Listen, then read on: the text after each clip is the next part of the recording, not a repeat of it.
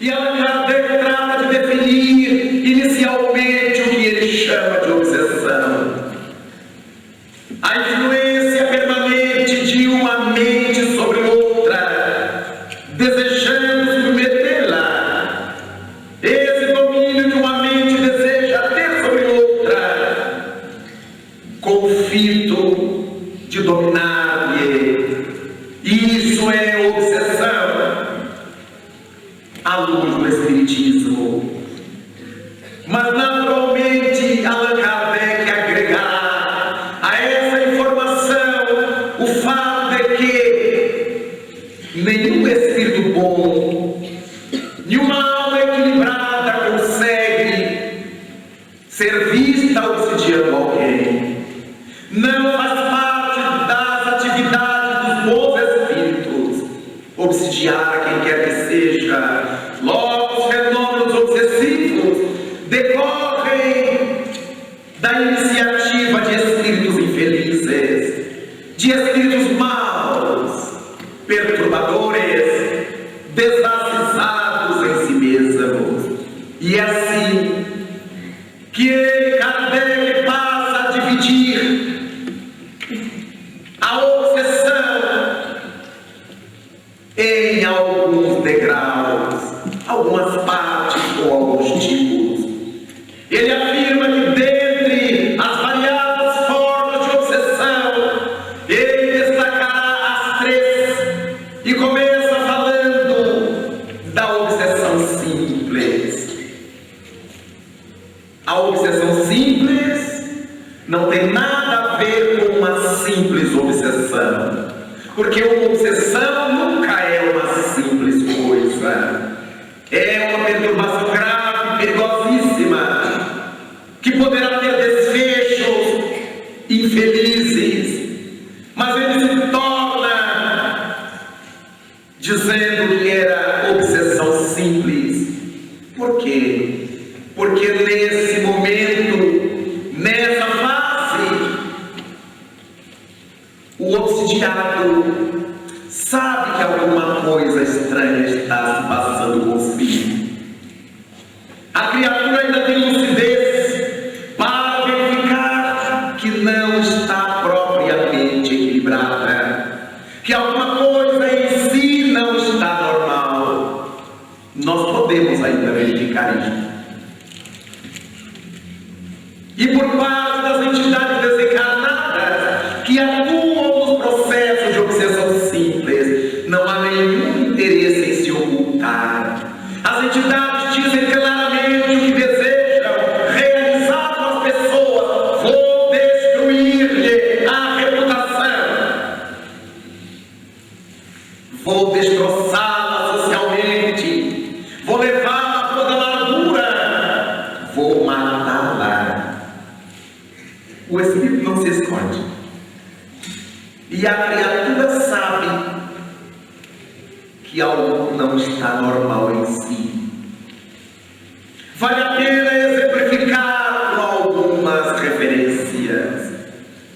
Quantas vezes a criatura se sente num processo de irritação permanente, sabe que tem um temperamento especial, sabe que qualquer coisa lhe tira do sério, mas há períodos em que essa situação se complica.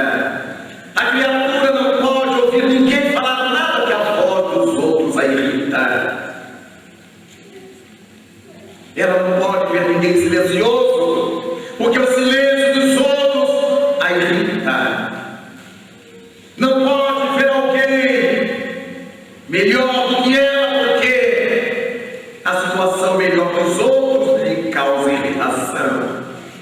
Mas não pode ver ninguém pior do que ela, porque a pessoa que pede, que precisa de sua ajuda, lhe causa irritação. Então alguma coisa está errada, porque é comum na criatura humana essas tremuras irritadiças, esses surtos. Mas quando percebemos que em nós o surto nos causa verdadeiro desastre psicológico, emocional,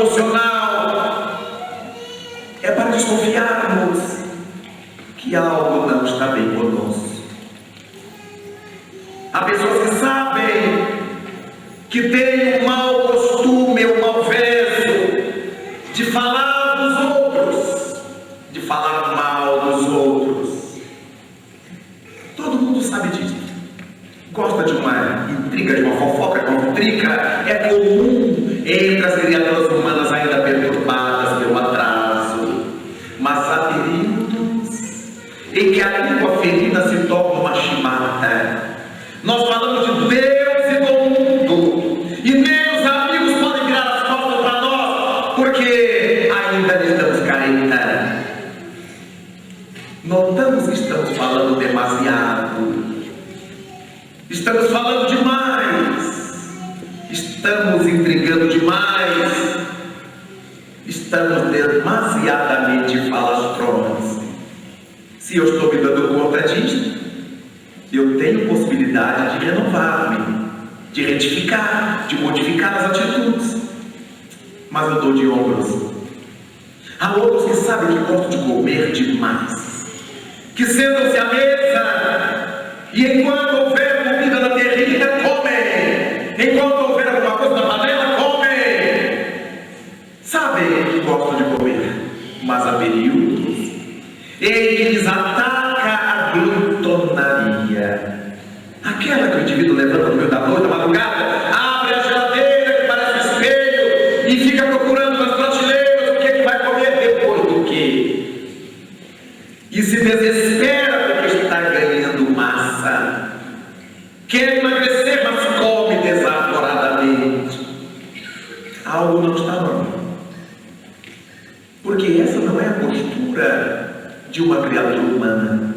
Nem os bichos comem assim desbragadamente. Eles comem em um período de hibernação para comer de novo. E por que nós? Eu percebo que não está tudo bem comigo. Por isso eu tenho chance de retificar, de modificar-me. Eu posso estar sofrendo surtos de obsessão simples. Há aquelas pessoas que sabem como é que elas se comportam sexualmente, independentemente do gênero, independentemente da orientação sexual que cada um tenha. Como cada corcunda sabe como se deita, as criaturas humanas sabem como é que estão conseguindo levar a sua sexualidade. Mas há períodos que a sexualidade se agrava e o indivíduo tem a percepção de que tornou-se portador de uma tara. Não pode ver saia de jeito algum, ou barra de calça. Vestiu saia a tormento. Pode ser escocês, ou o que for. A tormenta. Tudo que a criatura ouve, ela faz um jogo de palavras para cair no território sexual. Todas as imagens que vê, associa a questões sexuais. Não se pode falar nada, não se pode dizer nada, porque a criatura que está com a mente sexualizada, ela coloca tudo dentro do contexto sexual. Ela sabe que não está normal. Ela sabe que está exacerbada na sexualidade. Se ela sabe, ela tem tempo de modificar-se. Ela tem tempo de pedir ajuda para renovar-se. Mas as pessoas gostam. Dentro de casa, quantas vezes o pai chega no fim do dia e dá piti? As crianças se aproximam e lá, sai daqui, deixa eu ler meu jornal, deixa eu ver televisão. Ele está tenso no dia, mas as crianças não têm nada a ver com isso. As crianças ficaram longe dele o dia inteiro, estão querendo o carinho de pai que ele deve dar-lhes. Então a mãe chega e diz: sai perto do seu pai, ele está de lua. Deixa seu pai, ele está de lua. E ao longo do tempo esse indivíduo vai gostando de estar de lua, porque ele tem a grande chance de não se envolver com as crianças, de ver seu jornal, de ver sua televisão, seu futebol, e a esposa cuida dos meninos. Mas também tem as mulheres de piti. E qualquer mendiga, ou quando ela dá aquele surto de chorar e de gritar, é a TPM. E para tudo hoje é a TPM. A má educação, a agressividade, a agrestia, o mau caráter, tudo virou TPM. E o pai se dirige aos filhos e sai para sua mãe, ela está TPM. Deixa sua mãe com a sua TPM. Mas se TPM é uma enfermidade, é para ser tratada. Não é para que a mulher fique de TPM a vida inteira. É para que regule seus hormônios.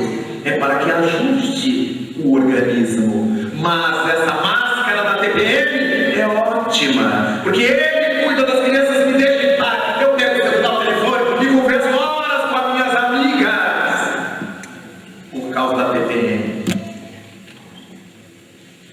Obsessão simples é assim.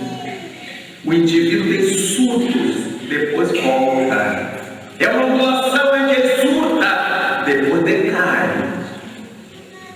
Periodicamente.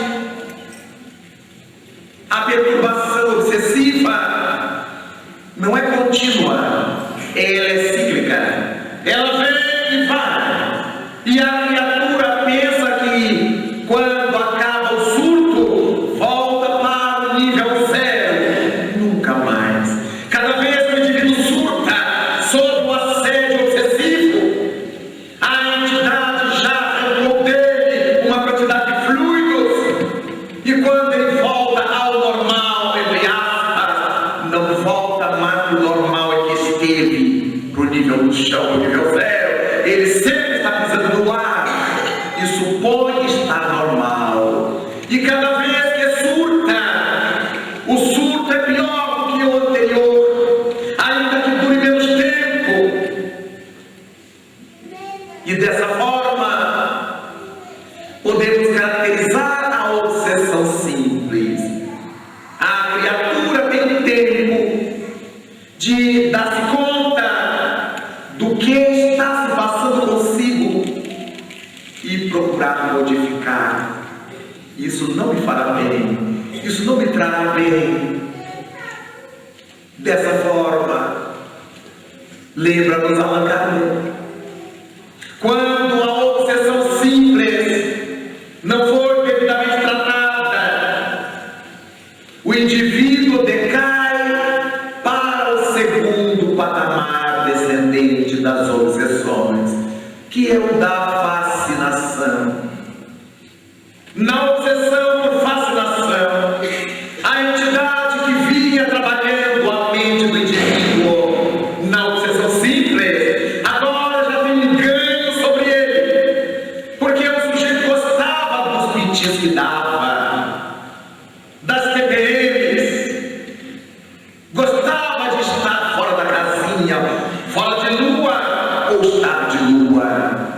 Então, por causa dessas brechas morais, o indivíduo decai na fascinação. Primeira providência do fascinador: interferir no campo crítico dos indivíduos.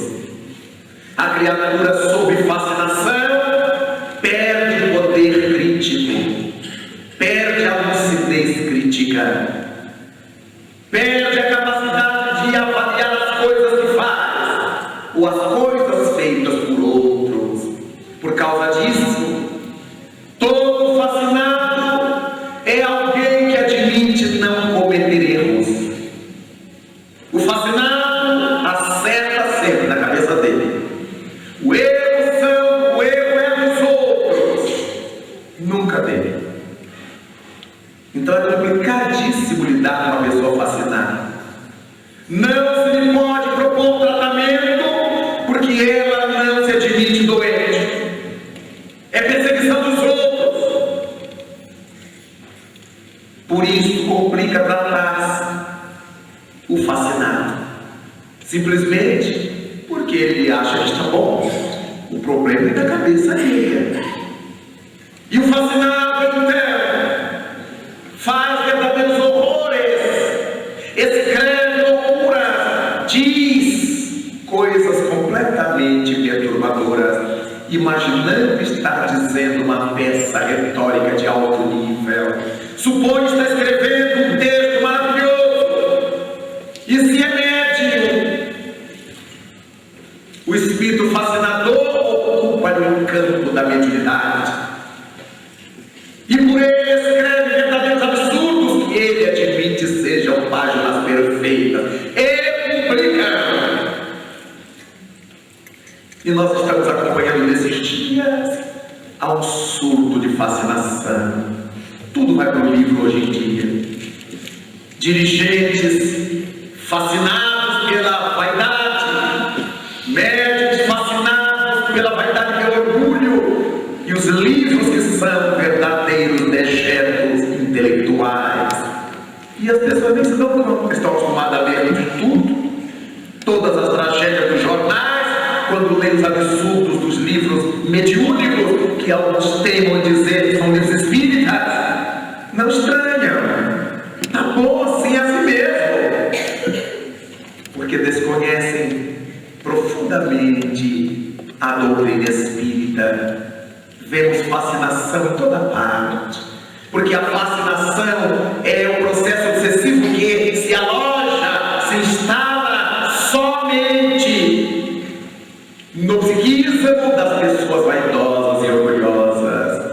Somente essas poderiam admitir não cometer erros. Na Terra, num mundo de provas e expiações, todos somos passíveis de errar. E quando erramos, lembrou Jesus, levantemo-nos, batamos o pó das vestes e sigamos adiante. Aquele que perseverar até o fim se salvará. Então, na fascinação é complicado. Na nossa vida cotidiana, quantas fascinações.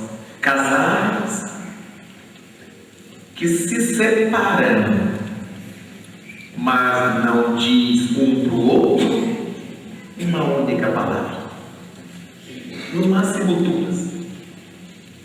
Perdão, desculpe, ou duas palavras: perdoa-me, desculpe-me. Se são mulheres, eu pedi desculpa ao homem, de jeito nenhum. Se são homens, eu desculpa a mulher, de jeito nenhum. A mulher, que é feminista, o que é uma idiotia total, e o homem, que é machista, uma idiotia maior ainda. Então começamos a perceber onde é que se instalam as fascinações, e esse ato de não admitir que erra está entranhado em nós. Não admite. Às vezes a gente intelectualmente até aceita, mas ai de quem fale, porque emocionalmente não suportamos alguém que aponte os nossos erros. No entanto, os nossos amigos, nossa família, nossos colegas mais íntimos costumam dizer: olha, no dia que você me vir cometendo erro, você me fala, pelo amor de Deus. É mentira, ele quer que fale. Se a gente falar, eles cortam relações conosco.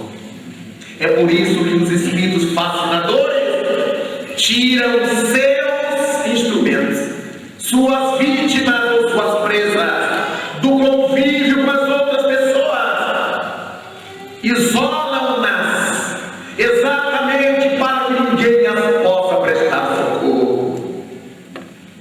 Desse modo, sem qualquer dúvida, é a fascinação, o formato obsessivo complicadíssimo para ser tratado. Porque para que alguém se trate de alguma patologia, o primeiro passo é admitir que esteja sofrendo tal patologia. Senão, não aceita.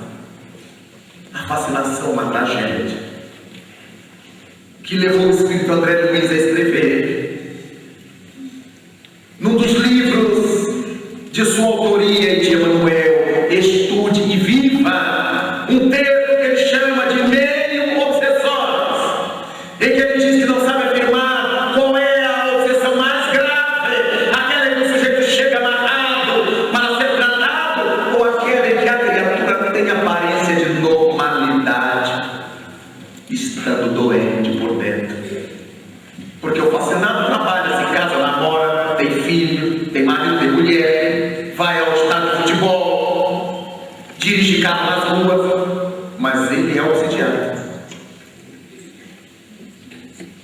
E aí nós vemos nos jogos de futebol que eles saem do futebol que foi para descontrair e se matam do lado de fora.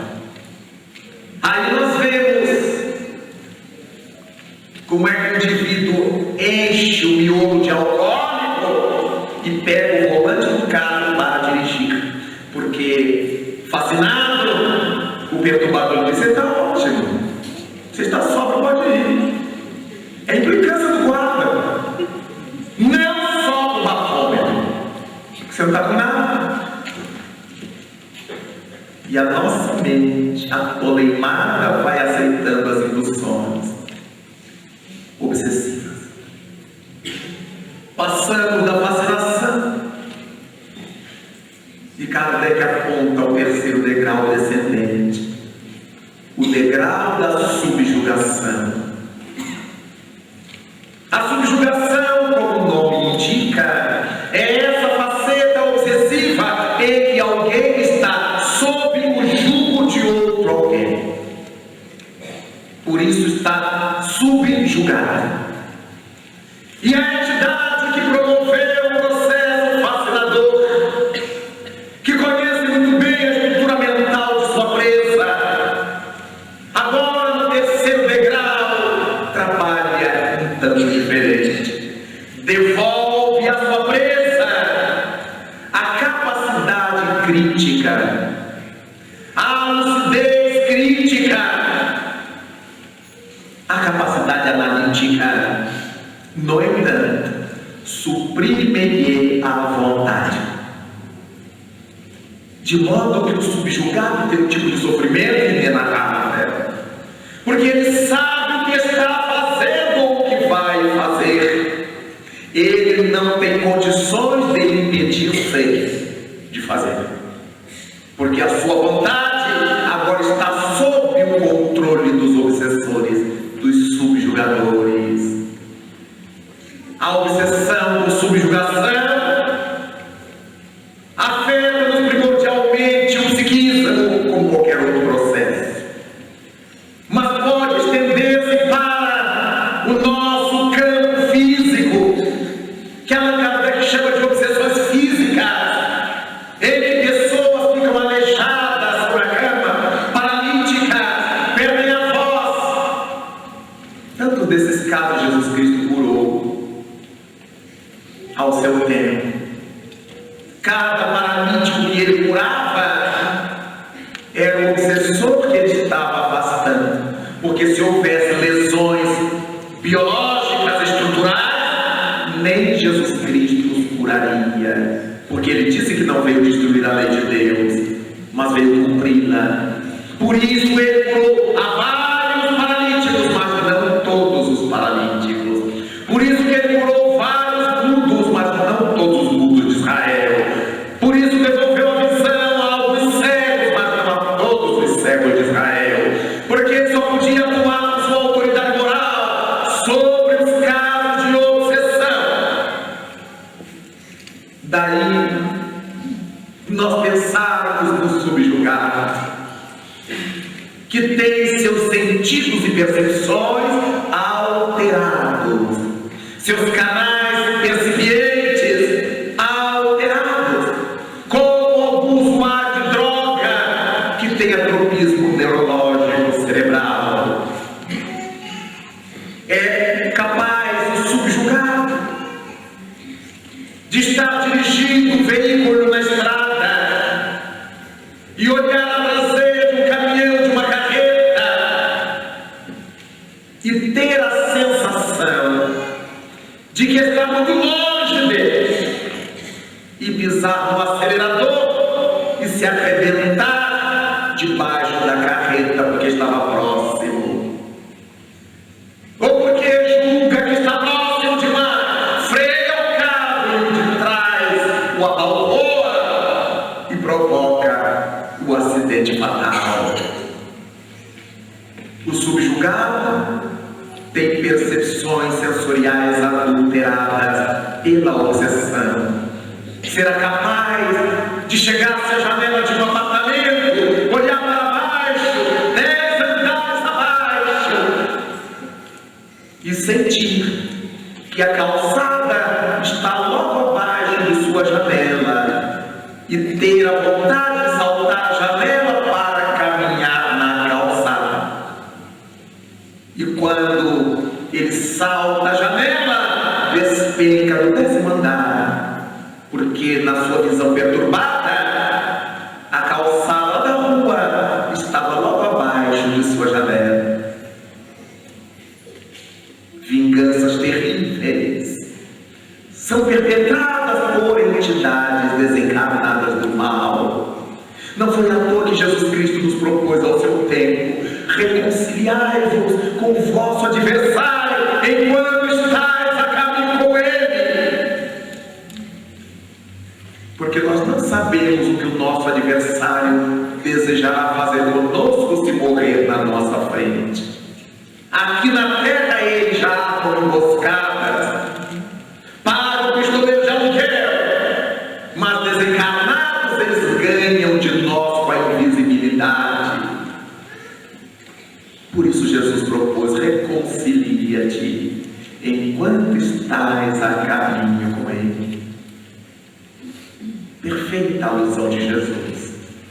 Quase sempre os casos de subjugação são casos de terríveis vinganças, tremendos processos de vingança. Mas há casos mais terríveis. O indivíduo subjugado reflete, mas não tem força para atuar. E a entidade subjugadora pode ordenar-lhe: pegue essa faca sobre a pia, na gaveta.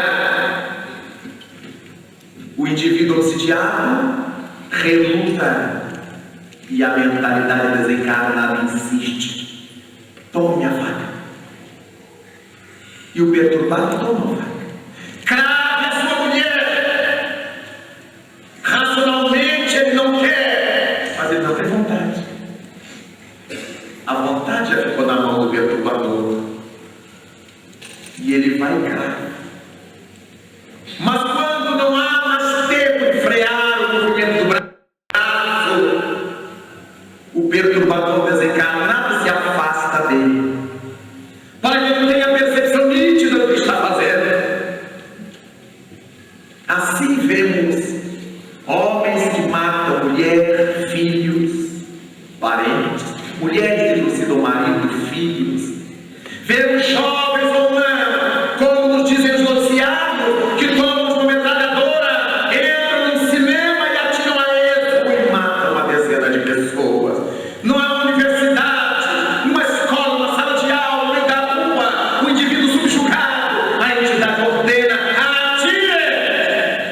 É uma ordem que soa dentro dos miolos, que afeta o cérebro e a criatura um impulso encharcado daquele fluido negativo tende a realizar subjugações. Todos os dias estamos acompanhando nos jornais, nos telejornais, as chacinas. E a gente se pergunta: o que houve, meu Deus? Será que o mundo está andando para trás? Hoje as falas terríveis que nos alcançam, mesmo sendo um fato velho no mundo, mas a gente não sabia. A prática terrível da pedofilia, em que crianças são abusadas sexualmente e depois, na maioria das vezes, são executadas pelo profanador. O que é que passa pela nossa cabeça? Temos que buscar a Jesus enquanto é tempo. Alguém perguntará: por que que Deus permite? Por que que Deus permite? A gente sempre quer botar tudo em Deus. Como é que Deus deixa uma coisa dessas? Deus permite, do mesmo modo que não interveio quando nós cometemos desatinos. Quando nós adotamos a TPM como nossa bandeira de esconder,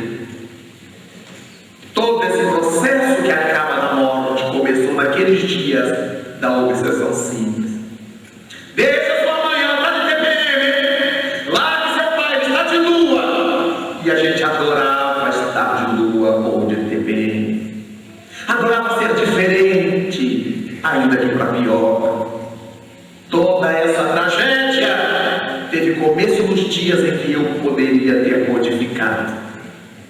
A minha ignorância pessoal é que me fez pirracento manter-me naquele estado.